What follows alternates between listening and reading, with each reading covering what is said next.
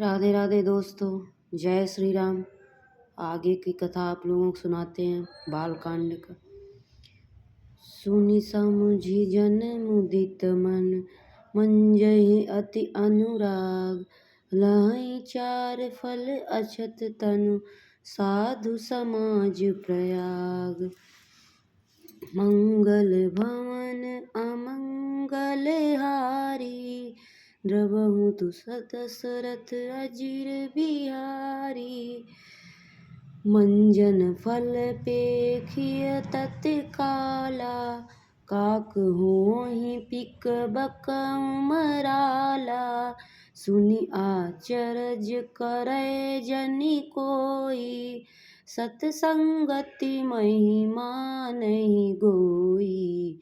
वाल्मीकि नारद घट जोनी, निज निज मुख निकहै निज होनी।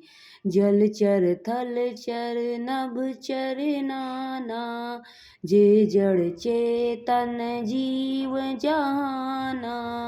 मति कीरति गति भूति भलाई, जब जहीं जतन जहाँ जहीं पाई।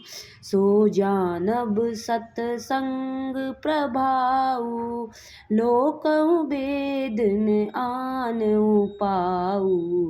बिनु सतसंग विवेक न होई, राम कृपा बिनु सुलभ न सोई। सत्संग मुद मंगल मूला, सोई फल सिद्धि सब साधन फूला। सठ सुधरई सठि संगत पाई, पारस परस कुघात सुहाई। विधि बस सुजन कुसंगति परई, फनि मनि सम निज गुनु अनुसरही। विधि हरिहर कवि कोविद बानी, कहत साधु महिमा सकुचानी। सो मोसन कई जात न कैसे, साक बनिक मनि गुण गन जैसे। बंदउ संत समान चित, हित नहीं को। अंजलिगत शुभ सुमन जिमि, सम सुगंध कर दो। मंगल भवन अमंगल हारी, द्रवहु सु दशरथ अजिर बिहारी। जो मनुष्य इस संत वाणी समाज रूपी तीर्थराज का प्रभाव प्रसन्न मन से सुनते हैं और समझते हैं और फिर अत्यंत प्रेम पूर्वक इसमें गोते लगाते हैं, वे इस शरीर के रहते ही धर्म अर्थ काम मोक्ष चारों फल पा जाते हैं। इस तीर्थराज में स्नान फल तत्काल ऐसा देखने आता है, कौवे कोयल बन जाते हैं, बगुले हंस। यह सुनकर कोई आश्चर्य न करे, क्योंकि सत्संग की महिमा छिपी नहीं है। वाल्मीकि नारद जी और अगस्त्य जी ने अपने अपने मुखों से अपनी होनी जीवन का वृत्तांत कही है। जल में रहने वाले, जमीन पर चलने वाले और आकाश में विचरने वाले नाना प्रकार के जड़ चेतन जितने जीव इस जगत में हैं, उनमें से जिसने जिस समय जहाँ कहीं भी जिस किसी यत्न युद्ध बुद्धि कीर्ति और सद्गति विभूति ऐश्वर्य और भलाई पाई है, जो सब सत्संग का ही प्रभाव समझना चाहिए। वेदों और लोकों में इनकी प्राप्ति का दूसरा कोई उपाय नहीं है। सत्संग के बिना विवेक नहीं होता और श्री राम जी की कृपा से बिना वह सत्संग सहज में मिलता नहीं। सत्संगति आनंद और कल्याण की जड़ है। सत्संग की सिद्धि प्राप्ति ही फल है और सब साधन तो फूल है।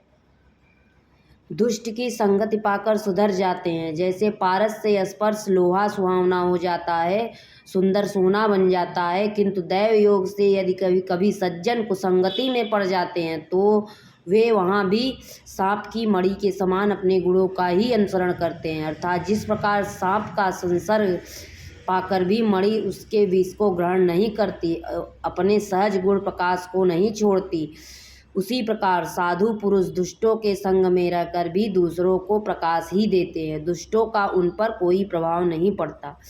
ब्रह्मा विष्णु शिव कवि और पंडितों की वाणी भी संत महिमा वर्णन करने में सकुचाते हैं। वह मुझसे किसी प्रकार कही जाती है। जैसे साग तरकारी बेचने वाले मड़ियों के समूह गुण को नहीं कहे जा सकते। मैं संतों को प्रणाम करता हूँ जिनके चित्त में समता है, जिनका ना कोई मित्र है और ना कोई शत्रु है। जैसे अंजलि में रखे हुए सुंदर फूल, जिसे हाथों ने फूलों को तोड़ा और जिसने उनको रखा है, उन पर दोनों ही हाथों को समान रूप से सुगंधित करते हैं, वैसे ही संत शत्रु और मित्र दोनों का ही समान रूप से कल्याण करते हैं। संत सरल हृदय और जगत के हितकारी होते हुए वैसे स्वभाव को स्नेह को जानकर मैं विनय करता हूँ। मेरी इस बाल विनय को सुनकर कृपा करके श्री राम जी के चरणों में मुझे प्रीति दे। राधे राधे दोस्तों, आगे की कथा आप लोगों को कल सुनाएंगे। जय श्री राम।